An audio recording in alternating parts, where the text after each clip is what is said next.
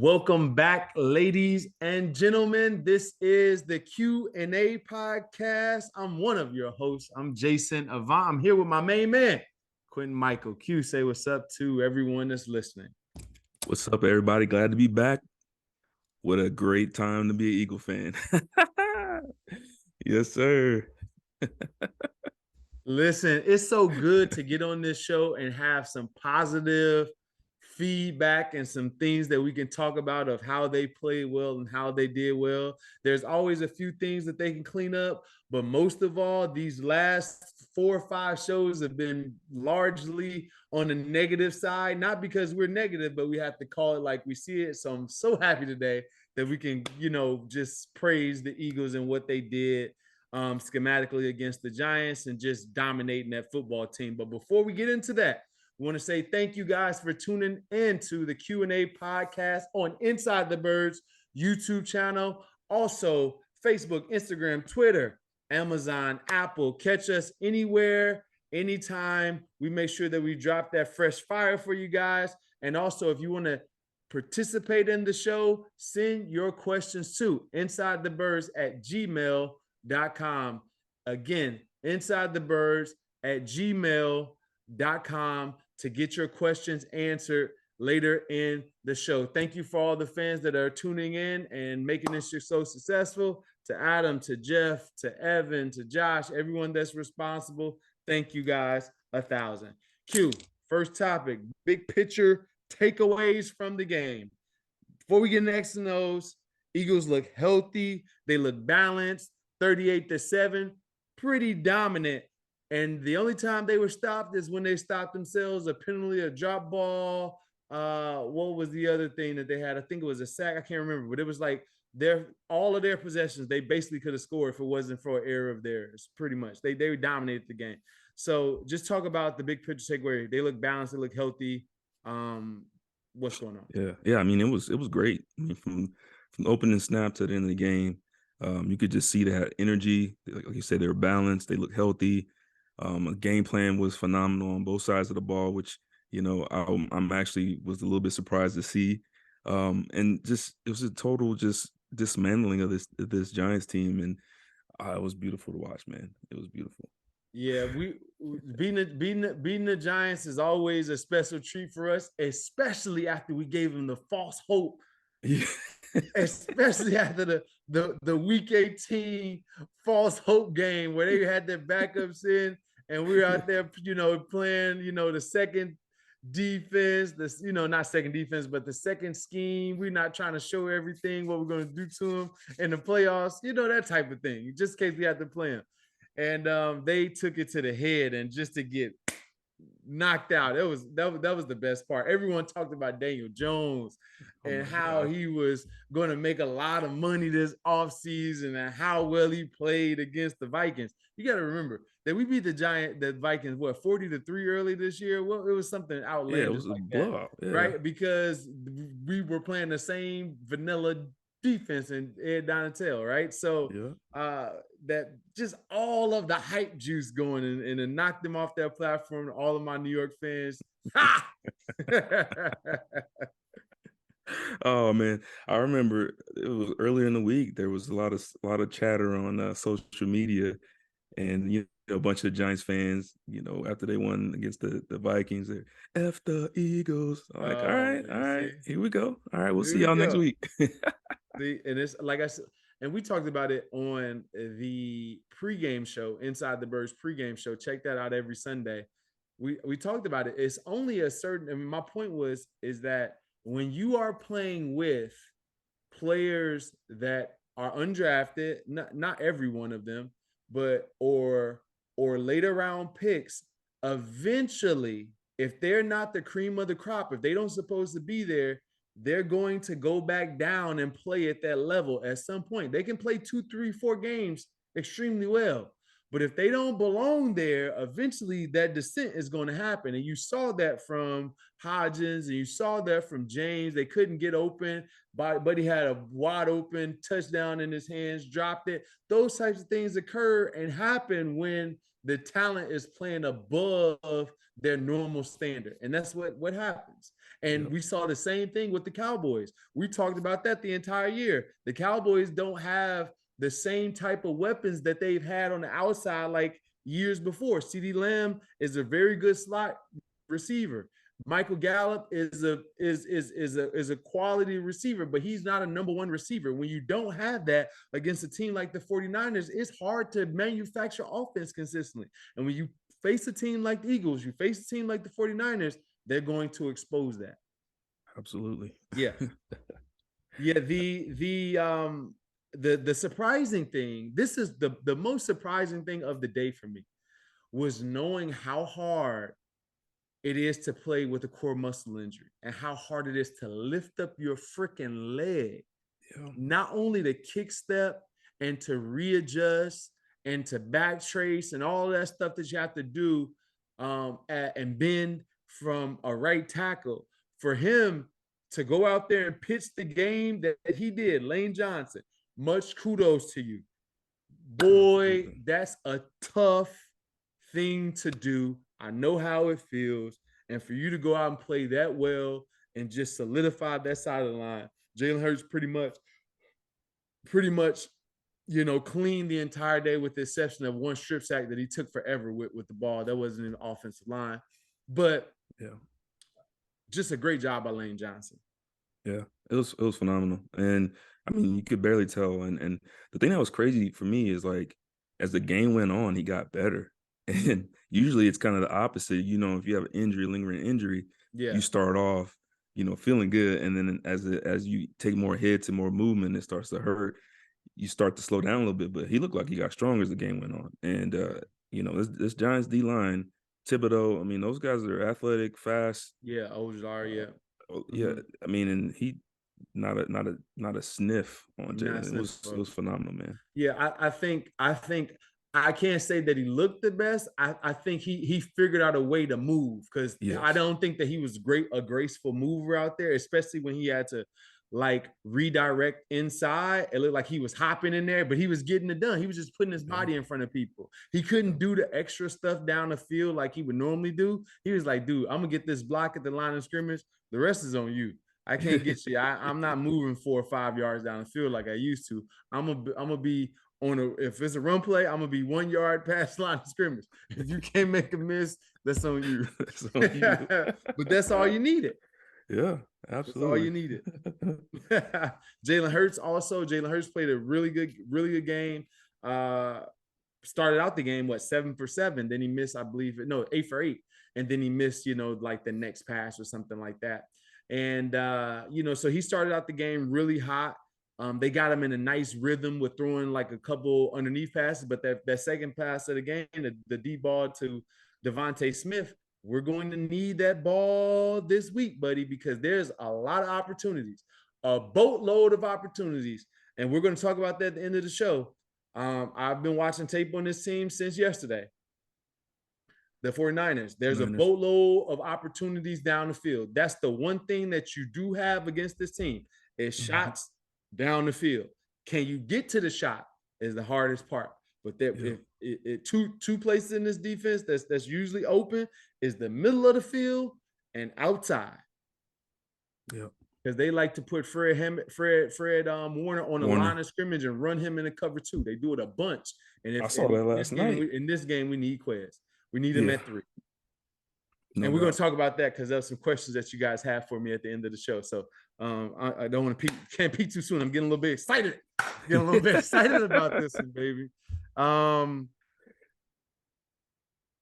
Look, so you want to discuss this one, Q? Start. I give you the first right to talk about the Cowboys. Oh my God! Lap versus the Niners. Nothing. I mean, the weekend was already just going phenomenal. I mean, it was just a great weekend. Beat the hated Giants, and then to watch Dallas go out there, especially the second half, and just put up an egg and stink up the joint. And Dak looking confused. Oh, it was a thing of beauty, man. I went to sleep happy. Cowboys are done. Giants are done. Nobody else in the NFC East is playing. They all on the couch watching. Yeah. It was a great overall weekend for me. It couldn't have ended any better way than the Cowboys. You know what, Q? at some point, now look, I'll give the Niners this. The Niners don't blitz as much as people think that they blitz, but they do a great job of making people think that they are going to blitz. Yeah. So they have a lot of people at the line of scrimmage. And usually when they have a lot of people at the line of scrimmage, they're usually going to go cover 2 on the back, on right behind it. Right. So they have a lot of people at the line of scrimmage and they're going to go like cover 2 from it. And he got confused, the one with the CeeDee Lamb. But you know what? That was basically the same play that won the game for the Jaguars. It was basically the same play. It was cover 2, and it was the same route. Noah Brown on a little bit on a little arrow route, and CeeDee Lamb it's the same exact play. You lost the game versus the Jaguars like that, and then you throw another interception in a critical playoff game. It's just giving me, the type of thing that Dak just doesn't know what the hell he's looking at. He just does not know what he's looking at. Now, the one to Gallup, I don't know what the route was called, but it looked like it was a stop route, and I don't know why Gallup wanted to stop. On the one that Lenore came back and picked on the left sideline. Oh yeah, Early in the game. That was a stop route to Gallup, and Dak was blind, and you got to trust your receiver to come back to at least compete for the ball. The dude just stopped and let the DB run the route for him. It was weird, bizarre. Yeah. I don't know. It looked like a stop route to me, and if it's a stop route and you can't see, like, you keep coming back to the ball, So I don't necessarily blame Dak for that, but all the other throws and stuff. Here's the problem with the Cowboys. I said it earlier. They need receiver help, and they need a quarterback that can read a defense. Yep. Yeah. Right? You need receiver help, and you need quarterback that can read a defense, because his interceptions, he's throwing multiple interceptions in like 13 games. Like it just, you cannot read. And that's the indictment, right? So, and this is a hot take, really. When we say that a quarterback can't read the defense, that's the worst thing that you can say for a quarterback. Yeah. That it is. It's basically saying that a person is like illiterate in the regular world. For a quarterback, that's what you get paid to do. That's what you do. Yeah. Is read the defense. It's like a lawyer not knowing the law. Those two things don't work. Yeah. So you got to be able to read. You got to be able to, and you get a little leeway in time when you're a younger player. You have college defenses and pro defenses are two totally different things. But at some point, you have to be able to discern what the defense is doing. Yeah. Okay, you're right. Yeah. I loved every moment of that. Can we just talk about the last play of the game too? What the hell was that? You know what? I know. I know Zeke was pissed. He's like, man, why they got me down? Man, you know that remind me of us doing a 3-man weave in pregame with Chip Kelly. Like, what the hell are we doing out here, ladies and gentlemen? We got to stop with this cartoon football, man. Oh, man. Y'all better stop with this cartoon stuff, man. This is the real stuff. We're not playing freaking Space Jam, man.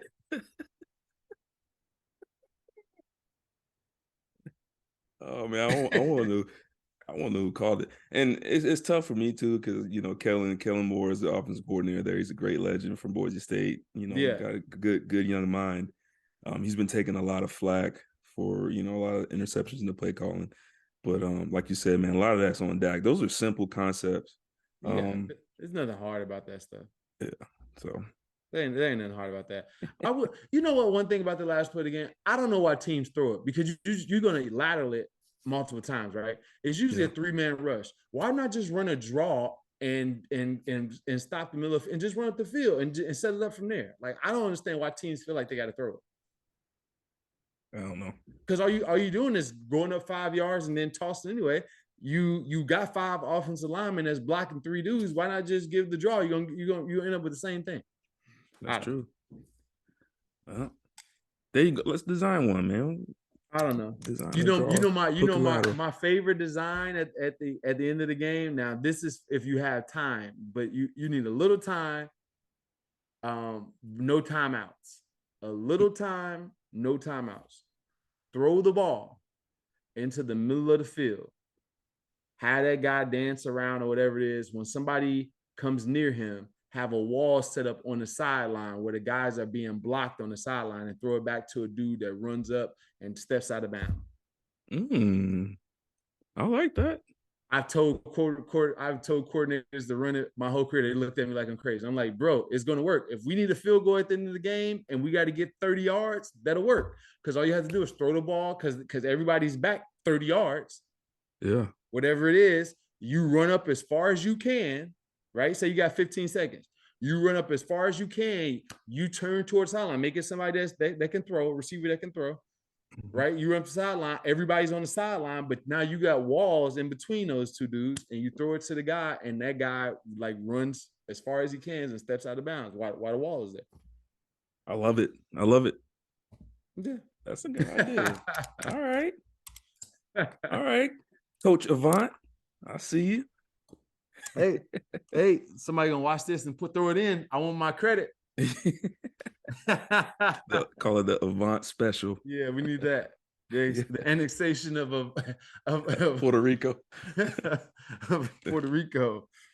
All right, here we go. Eagles 38, Giants 7. Jalen Hurts. Confidence early in the game. Hits on a 40-yard bomb to Devontae Smith to start things out. 2nd and 8. They didn't get the run that they wanted at the beginning of the game, but they had a great play call second part of the game. How big was that throw? That was huge. As a player, I mean, if you come out and you connect on that first play, especially a deep ball like that, it kind of sets the tone and it makes you feel confident now. So it was a great confidence builder. It was a great play, great design. And it really kind of set the tone for this offense for the rest of the game. And it really showed that Jalen is, pretty close to 100%, if not 100%. Yeah. I think he's right at that 100%. And I think that once you make a play like that, the easy ones are easy now. Mm-hmm. Like I got I'm in my bag. Yeah. If I complete a 40-yarder on the second play, I'm in my bag. And everything was pretty tight for most of the game after that. So yes, I think that Jalen Hurts still we saw him try to get loose a little bit on the run game. They did a good job. Kayvon Thibodeau is pretty fast for a big old dude. Mm-hmm. I was able to string him out a couple times, but he was willing to. I saw him lower shoulder a few times. The option was there. Decision making the whole day was pretty good. He gave it when it needed to be given. He pulled it when he needed to. I thought it was excellent in comparison to the last Giants game. Great. Yeah. Great. You can tell he's been in the lab. Tell that they were that it was wide open. He needed to do what he had to do in order to win. Ran for a touchdown. Design play call, design run. Great job by Jalen Hurts. Absolutely. So, yeah, I mean, so we're saying he's pretty much 100%. Yeah. Let's talk about. So I want to ask you about Zach because this game, Zach Pascal, he was like 24% of snaps, a little bit more than Quez. What do you think about that? Do you think there's a reason for that, or yeah? Well, 100%. So Quez hasn't made the most of his opportunities this year. Yes, he has some explosive plays, but when you look back over the season, there's some drop balls in critical situations. There's some fumbles and things like that in that nature. And a couple of plays where they were intercepted against the Cowboys. All those things in NFL push you in the doghouse, right? When you get an opportunity and you're not that guy that's proven, because Quez is still an unproven commodity. We understand that where the talent is and where it could be, but it's still unproven. So when you have the ups and downs that you have, coaches start to get a little hesitant on what they can do with you, and they begin to question if you really want it, if you got that dog in here. And what you're seeing is his reps being taken back. Now, part of that is because of Quez play, and the other part of it is that Zach Pascal is a needed player, right? Yeah. He's not a shiny player, a star, but let me tell you where he's very needed. He's needed when it comes to digging out the safety. He's needed when it's come time to cut off the backside defensive end on the run play. He's needed when it comes to Chip or Nick Bosa that's rushing on the edge and you need a receiver in the game to do that. He's needed when you need a run play, run to the nickel position, and he can dominate that guy and get some movement. And you also need him when Devontae Smith or A.J. Brown runs a quick screen in order to get that screen started. All of those things are very vital to an offense. So you begin to see some of those reps begin to be split because Quez Watkins don't do those minor things because of body type. He's just a small, slender dude that doesn't have that type of, weight behind him in order to get those things accomplished. So what you run into is that you run into Zach Pascal for certain plays and Quez for other plays. Does it give it a tail away? It does. It gives a tail away. You wish that was the same person, but that's not always realistic. So that's why their play has starting to even out a little bit, because Quez was given that preeminent opportunity and didn't take advantage of it fully. And then we also need Zach Pascal in these playoffs against teams like the Niners and the Bengals, where you're going to need help with these defensive ends and also on the edges getting play started. That's a good point. That's a good breakdown. So now you mentioned earlier that this week against the Niners, you're going to need Quez to kind of take that top off. So do you think his reps are going to go back up this week, or you think it's going to be kind of the same? Well, there better be a play where Quez Watkins is running through the middle of the field against cover two on like you. Everyone remembers the play against CeeDee Lamb, the one that Fred Warner covered CeeDee Lamb and the ball, he almost got it. Yeah. If that's Quez, that's not even a question, because CeeDee Lamb is a mid 4.5 guy, right? He's a mid 4.5 guy. Quez is a 4.3 guy. And no way that Fred Warner, which is a 4.5 flat guy, 4.4 high guy, there's no way that he's going to be able to run that with Quez. And Quez has got to be willing to make that play. And that plays there a lot. You send somebody through the middle of the field, those safeties, a lot of times with A.J. Brown, Devontae Smith, they're going to say Fred, because he's done it all year long, can be one-on-one by himself and hold up. That should not happen with Quez Watkins. So that has to be in the game plan this week. Okay. Yeah. He's looking for that. Yeah. Yeah. So and then the other thing that they did a lot of 2 tight end packages, Jack Stoll and Grant Calcaterra. What are you making to that? I think it's a balance. And I think it's getting back into earlier in the season too. I thought there was a time in this football game where it looked like the early season Eagles, because the plays that were being run, they were sustained drive, they were 8-play drive, they were 9-play drive, they were 10-play drives, right? And there was times where we were preeminent running the ball. We was like, all right, forget the pass, right? Just think about it. When you look at the stat line for Jalen Hurts stat line, the entire game is 24 pass attempts. He started out 8 for 8. Yep. Right. So 24 pass attempts. That means that we had 44 rushing attempts. Right. So when you make up in your mind that we can run the ball against this team, you're going to see some 12 personnel. I can dig it. And guess what else is that the Giants like to do? They like to play with multiple DBs, nickel, dime, dollar, all of these defenses where it's 5, 6, and 7 defensive back. That you put 12 personnel out there and you have to play those dudes, they can't hold up. Yeah. So it was a good adjustment. It was a good game plan for the team that we were playing, because they were so used to playing a different style of football. And the Eagles can play multiple styles of football, and that's what that shows you. We knew what we got. We know what we got to do in order to get it done. And they were 12 personnel a little bit in that first game when they blew them out. So they brought it back. There you go. Yep. Okay. So what next? Oh, so next section. All right. So did you I have an answer for this, but You tell me. did you I did sense a little frustration from AJ Brown. Yeah. Three catches, 22 yards. Usually, how many targets did he get? He had He had 6 targets, 3 six targets. catches. So Devontae had 10. yeah. Dallas So Goedert had more than him too. Goddard had 5 targets. No, Dallas had 5 catches. Yeah. So for me, I think first of all, that he's got to be getting targeted way more than that. First of all, especially next week. I do sense that he was frustrated. There was a couple throws he was kind of overthrown a little bit. Oh, But yeah, Dallas was 5 for 5 with his targets. Go ahead. yeah, no worries.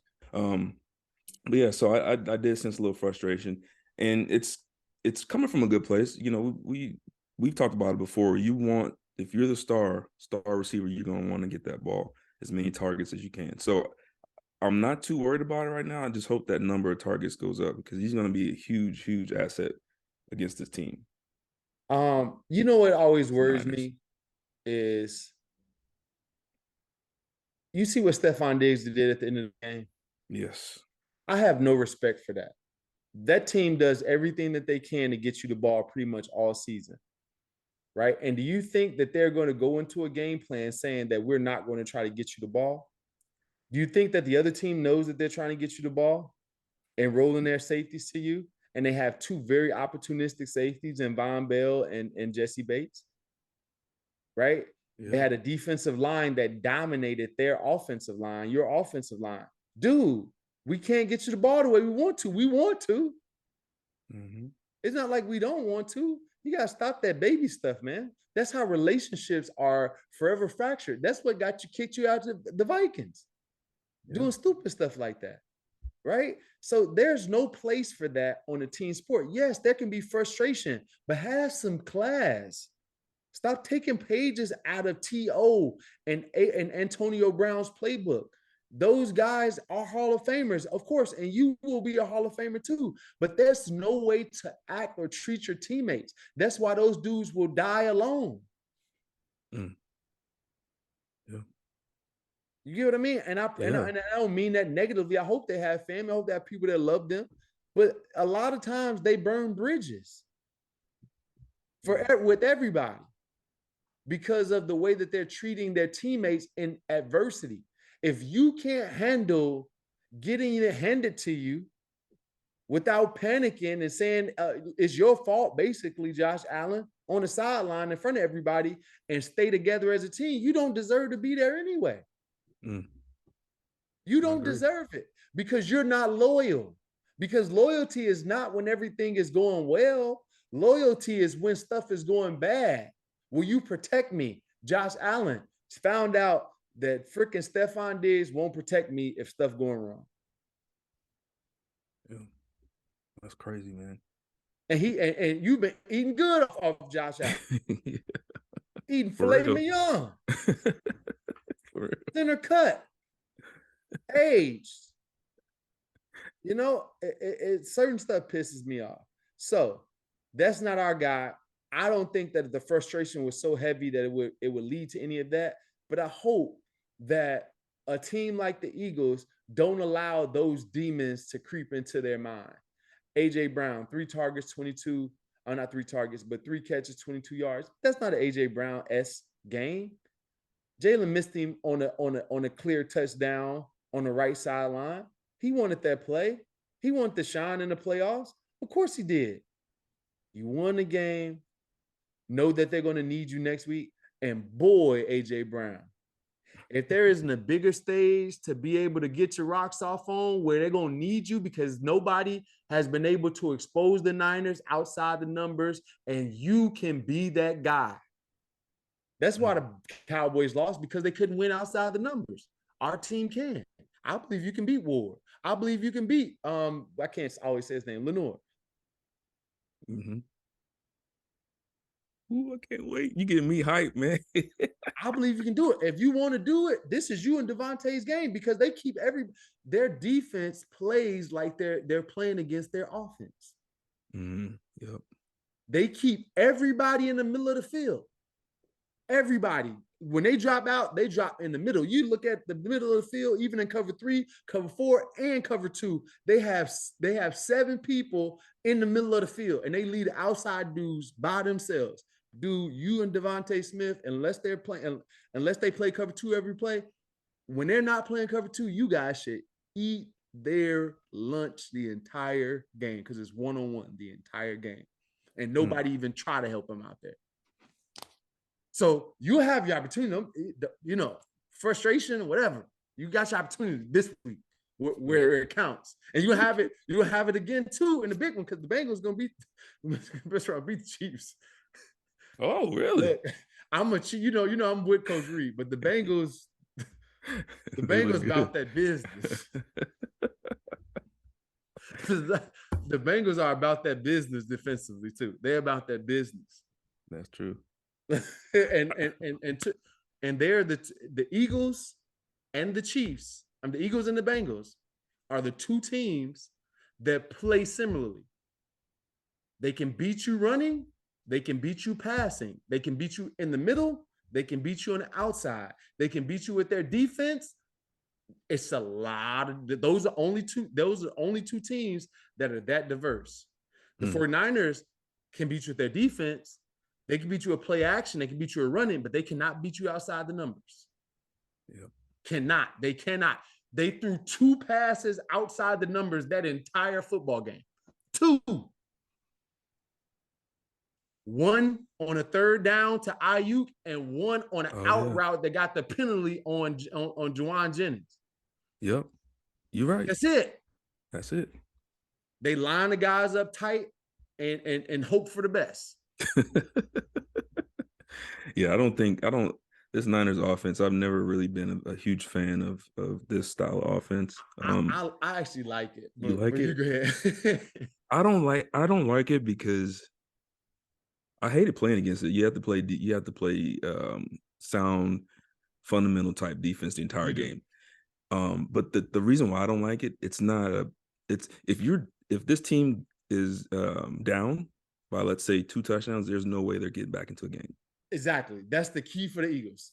And we kind of getting fat, but that's the key to the Eagles. The key to the Eagles is to play out front. If you play out front, they cannot play a football game where they got to spread you out.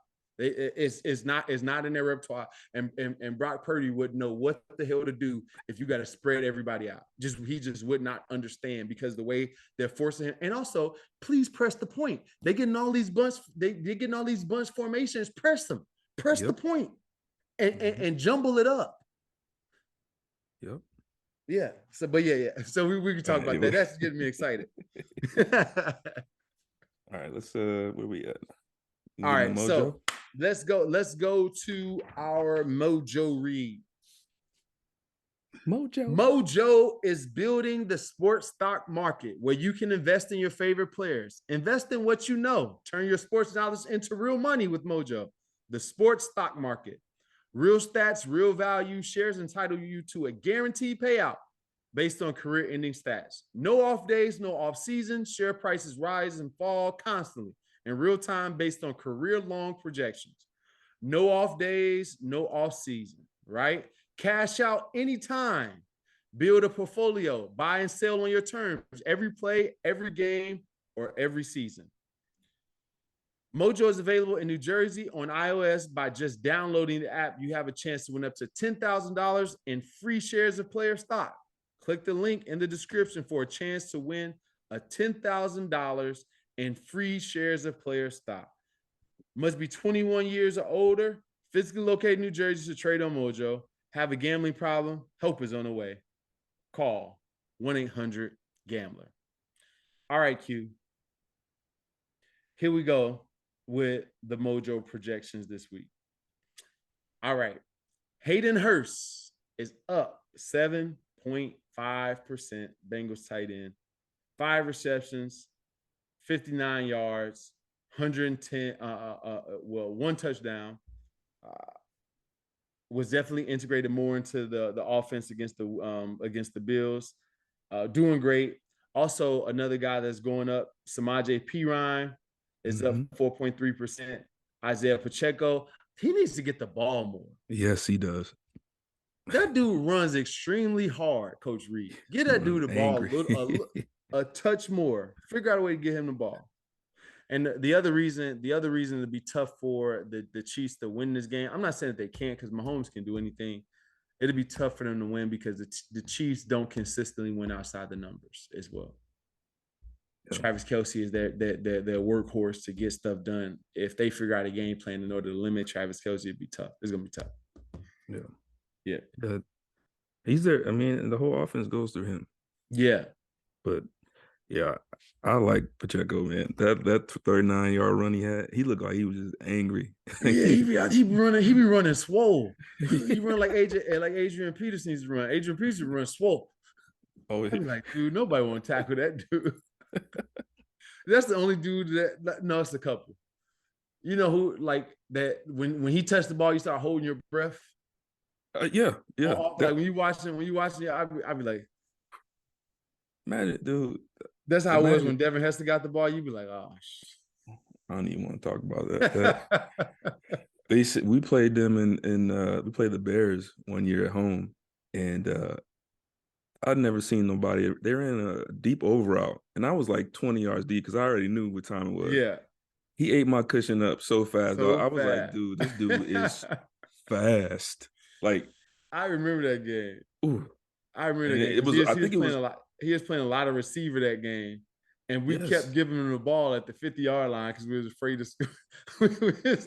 to kick it to him. So their average starting position in that game had to be like the 39-yard line. Fastest dude I've ever seen in my life. Him and Ted Ginn. Boy, Ted was that long stride. If his head went down, it was over. If he got as many steps as he needed in order to do this, night. I'm like, up the head down. Let's helmets on. Kickoff return. Yeah, man. Dude, put me out there with them fast dudes. All right. So, all right. Couple fallers, obviously, from the Mojo. Josh Allen, he's down 10.1%. 25 for 42, 265 yards, 1 interception. Tough game for him. He's down 10%. Tony Pollard's down 5.1%. He got injured. So what was it? I didn't realize this. He had a fractured fibula. I didn't know that's what it was. Wow, man, it sucks. That you know what? You think y'all do that on purpose? I know Roy Williams used to do it on purpose. Yeah, with the horse collar, right? Yeah, and drag you down like that. Like that. I think that's a way to get a dude out of the game. The way that tackle looked, and it didn't look intentional. It didn't look intentional, but that's a big old dude. Yeah. Mahomes got it. Mahomes, yeah, same one. Yeah, same type of injury. Yeah. But man, they're gonna try to create some kind of rule now and make it more difficult for the defenders because we can't win, man. Well, that's why Kittle got that crazy bobbling catch in the middle of the field. Man, if that was the yesteryear, that dude would have been in the hospital. You bobbling the ball. Like, I'm not saying it was his fault. He was going after it, but can you imagine freaking Lawyer Malloy or Brian or Rodney Harrison or somebody with that shot? Man, stop it. That dude would have football would have been done for him. All this would have been real. Yeah, all that teeth everywhere. And the DB is out there like, I don't want to put too much shoulder in there. Like, I don't want to get a fine. I was like, that right there, that play right there is as soft as the NFL has gotten right there. Because that play right there was a hospital ball. Oh yeah. I know one thing, he better not try that this week. Yeah. All right. Sign Reddick, start out the game quick. 2 sacks, quick. Pressure, quick. One straight up beating the guy, another one on a stunt. Just how good is Hassan Reddick playing? He's playing lights out right now. I mean, the guy, we kind of joked about it earlier, in the year, how we didn't like him dropping. I mean, I can't think of anything he can't do now. I mean, he can rush, he can, like with stunts, he can beat you with hand movement, he can beat you with speed, he can drop into coverage and cover. Like, he's just lights out for me, man. He's probably he's my favorite player on this defense right now. The way he's playing. The way he's just lights out, man. Yeah, he's playing at an unbelievably high level. Hassan Reddick is playing. You can't touch him. It's tough to touch him because he can bend a little bit, but his hands are just constantly moving. It's like his hands is doing something. It's doing something, like he's in there like E Honda. You know what I mean? He's like watching play. His hands never stop moving. His feet and his hands never stop moving, and I love it. And once he get that shoulder pass you, that it's it's a wrap. Yeah, it's a wrap. I wish he sealed the deal just a little bit better, Hassan. You probably missing about 5 sacks this year though, but that's all right. We'll take it. Yeah, man. I still, I mean, how the Cardinals let him go? I mean, the Cardinals, the Carolina Panthers, a lot of people let him go. Yeah. You know what it is though? You don't understand unless you get used properly a lot of times. True. Yeah. So like Darren Sproles was a baller with the Chargers, but Darren Sproles didn't become Darren Sproles everybody knows until he went to the Saints and was able to be used properly. Mm-hmm. You know what I mean? Yeah, he was a baller, third running back. He was LaDainian, Michael Bernard Turner, and then Darren Sproles. Yeah. 3 great running backs. Forgot about Turner. Three great running backs back there. And Sproles would be on special teams, killing everybody. But he got used in the offense a little bit more. And people just know how to use him. And I think that Jonathan Gannon, that's one thing, has been able to use him in the most effective way. And another thing too, you playing with a lot of good defenders. So now you are getting one-on-ones, and it's hard to isolate you. People don't have to just worry about you and chips and stuff like that. Chip and Josh Sweat get you there. Chip and BG get you there. Chip and Fletch and Hargrave gonna get to you. Like, it's tough. It's tough. Yep. Yeah. It's a beautiful problem to have. Beautiful. Bradberry, Q. Got him a pick.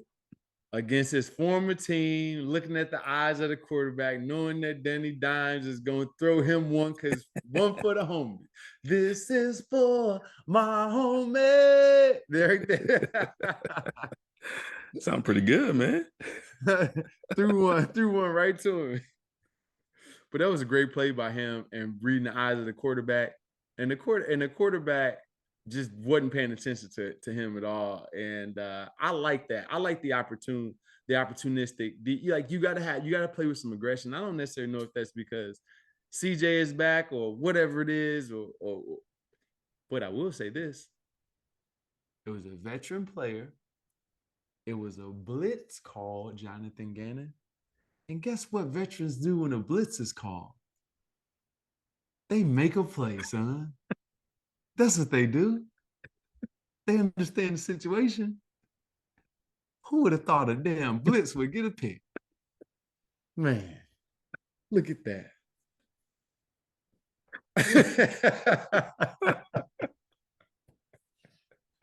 Oh, my God. I mean... I don't even know. I can't even add nothing to that. We've been saying this the whole time, the whole year, man. Like, it's just so frustrating because it could be so easy. I mean, think about how many more picks this team would have, how many more sacks they would have had if we just stayed aggressive like this the entire year. Yeah. The DB know the quarterback got to get the ball out of his hand. He don't have that much time, so now I can be aggressive. Yep. If he got all day of rushing force, sometimes he can't pick and choose that. Yeah, and I'm gonna tell you this week, young quarterback. I know everybody loves Purdy and all this stuff he's been able to do stepping in. You have to create pressure on this offense. That is the one thing, because the quarterback spends a lot of time turned, play action faking. Yeah, doing all that play action. All out of the pocket. Eyes are not down the field. So this is a perfect game to get some pressure and come after him with some blitzes, man. So I want to see it. I want to see more of it. Go. Yeah. Yes, sir. All right. Oh, yeah, we'll get into that. Launch Trampoline Park located in Deptford, New Jersey. Come on out to Launch Trampoline Park. We have laser tag.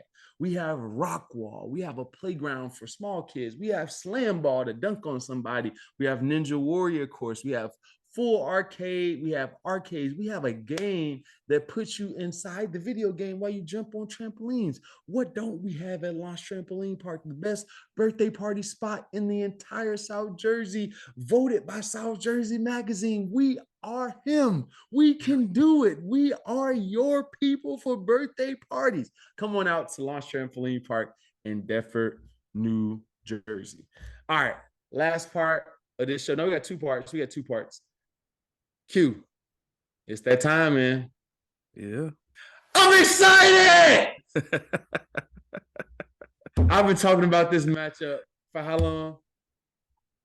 For how long? We've been talking about this matchup for a long time. A long time. I've been saying that the 49, even when the 49ers are bad, that the 49ers are going to be there in the end. Yes. And they're going to be the most talented team that we face. I'm excited. The reason I'm excited is because they're talented and their defense is extremely talented.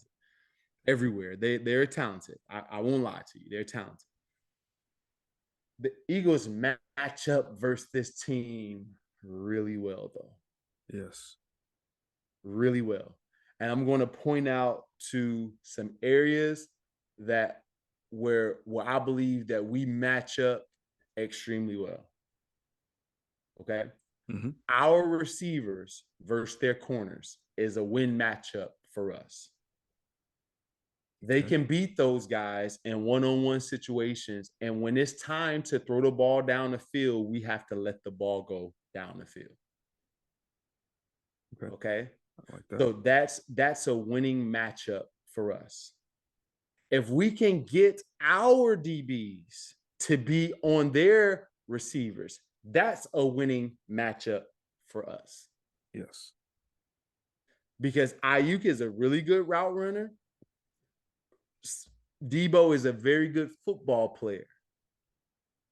But when it comes to just flat out beating Slay and flat out beating Bradberry, it's going to be a tough sled if they're asked to just line up and beat them.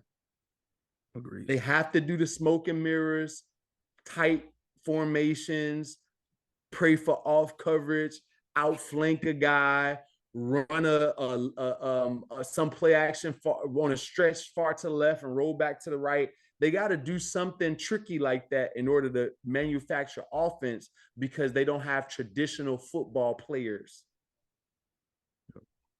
It's creative and it wins football games because nobody else in the league really plays. Only the disciples of Shanahan kind of play like this. Right.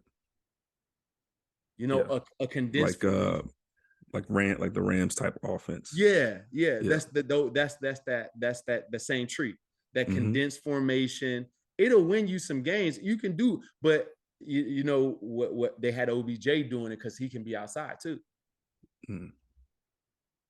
And Cooper Kupp at times can be outside. Good point. Yeah. So those are some matchups. The other thing I'll say is this: is that a matchup that kind of worries me is they're disguising in schemes versus our upfront. I believe our upfront is better than them, but I think that D'Amico Ryans and how well that they get beat there, they start at the line of scrimmage. I think it can potentially confuse Jalen. Yeah, I'm a little worried about that too. Right, because they disguise really well, really, really well. Mm-hmm. It's simple defenses behind it, but they disguise blitzing really, really well. Right. But I agree with you. But they, like you said earlier, they disguise well, but there's a lot of opportunities for this offense too. Yeah. Like a couple of times, like we're talking about, you got Warner showing on the line of scrimmage and he's dropping to the deep middle. Like that's an opportunity right there. That's a chance to make a play. So we always kind of had that issue when when I was playing in Jim Johnson's defense and Sean McDermott. It's a fine point between disguising too much and getting yourself out of position. Mm-hmm. And I see that a lot happening with this Niners defense. They're very good. Like you said, They're fast. phenomenal. They're fast. But they're really on the cusp of overdoing it in some of those disguises. So the thing is, this offense, like you said, they have to be ready to take advantage of these situations. And hopefully, like you said, it doesn't confuse Jalen. Yeah. The other thing to me that's one thing that can confuse Jalen. The other thing too is that the assortment of players in different positions and the motions, you have to be sound. And our team, this game, I'm afraid for TJ Edwards in this game. Yeah. Yeah, I know what you mean. Because this is a very athletic team. And when you're looking at them, you see this from a defense. It's like this. So your keys have to be good. And one of the ways you can make up for that, a misstep, is to be fast. And the Cowboys are faster than us in the middle of the defense. Yeah. You know what I mean? So they were able to do some stuff in order to make up. I don't necessarily know if our guys are as fast in the middle. TJ Edwards, Kaiser is pretty fast, but TJ. So it's just a lot. It's a lot to be asked of him. So the defensive line has to be solid up front, because that's the one thing that Kyle Shanahan does a great job is doing a bunch of formations, a bunch of different personnel changes that test the rules of your defense. I'm going to put the running back far out to the left to see how you guys are going to adjust with IU being at number 3 and being lined up on TJ Ward or someone else.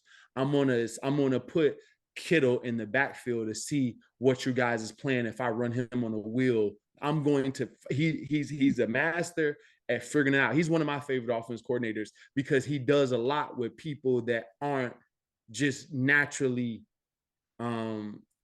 position, like a natural position. Like IU is a good football player. Debo doesn't really have a position. Juszczyk really doesn't have a position. McCaffrey's a running back, but he's multiple positions. Like he can use these players and be good at it. Right. Yeah. So that's the scary thing for me. But go ahead. No, yeah, that puts a lot of pressure on the defense. And it'll be interesting to see what type of game plan Gannon puts together, because like we were just talking just now about, I like to see some pressure. This is the type of offense. It's tough because it's the type of offense that you have to be able to get pressure on to affect them. But it's also, if you're not reading your keys and you're getting pressure, it could be a bad day. So it'll be interesting to see. And I wouldn't particularly play a whole lot of man against this team. I mean, what do you think? No, this is not a game. This is not a man game. This is a situational man game, but it's not a man game. Here's the thing, though. You have to be willing to put Bradberry and Slay by themselves and pack as many people in the middle of the field. You literally, as a defense coordinator, should do cover 2 should be, like in passing situation, cover 2 should be your default defense. Okay. In a passing situation, Tampa 2, cover 2 should be your default defense, because this team is going to run all this stuff. You need eyes looking at it. Mm-hmm. All right. We haven't really done a whole lot of that. We haven't done a whole bunch. We have it in our game plan. Cover 4 suffice. But what I'm saying is that the guys in the middle have to be disciplined, because this team doesn't get open by running go routes on the outside. This team gets open by running deep crosses from a cut split, running a post route from this. You'll see this a lot in their offense, because this is just a staple. The nub tight end, they'll put everybody over to the left, have Kittle on the right, and then stretch them out and widen post route and hit them on one. Like that type of stuff. They're always running from reduced splits. So you have to compact your defense inside and make the guys on the outside cover these guys that are out there in the flats, and also guys like Kittle. right? So whenever keep as many people in the field as you can, basically. All right, there Yeah. it is. Yep. I think they can get this one. I think the Eagles have the best team. I can say that with a pure watching football, watching their games, watching both teams. The Eagles, even though the 49ers are talented, the Eagles are more talented than they are.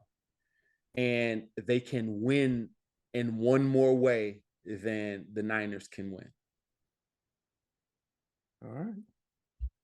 Which is outside. The Niners can't beat outside. So the Eagles got to get up in this game. If they can get up 10 points, that's 10, 14 points. This game, I won't say it's over, but this game will be very, very hard for the 49ers. They do not do a good job of coming back. Yep. And we know I know you like Shanahan, but he's choked a lot, man. So he has some choke-worthy moments. Yeah. He has some choke-worthy moments. All right. So what's your prediction? What you got? Oh, I'm going to say this is going to be the Niners are going to score some points. So I'm going to say that this game is going to be a 28-24 type of game, 28-24 Eagles. Okay. I agree with you. I think it's going to be a high scoring game. I have the Eagles winning 20. I actually have them 27-24. Yeah, something about on 3 points. 3 or 4 points. So there it is. Yep. It would be a fun one. Let's get to these questions, Q. All right, man. First question. No, you ask this one, and then I'll get you. Okay. So this is from Ron H. He says, why don't the Eagles use Zach Pascal exclusively in the slot and use Quez as a fourth receiver deep threat only? I kind of answered this question. I think Zach is a solid player, but Quez is the more talented player. And you try to kind of keep them even first of all, you're always going to give the younger player the benefit of the doubt. And the guy that was drafted, that's the guy that was Quez, the draft to your organization. You're going to give him the benefit of the doubt to try to win the spot. Quez hasn't completely ran away with the spot and just solidified it as his own this year because he missed a few opportunities.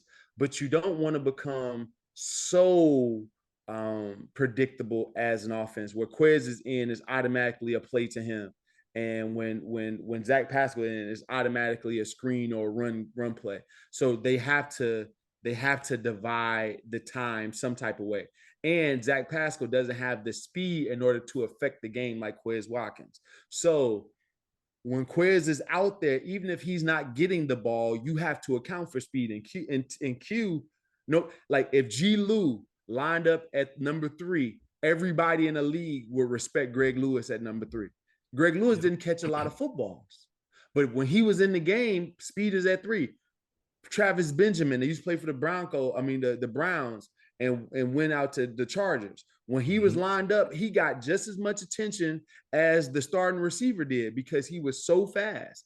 That fast guy holds a lot of weight in the National Football League, and you got to respect him as such. So you can't run the same defenses. So that's why Quez has to be implemented, and you can't just take him out of the game.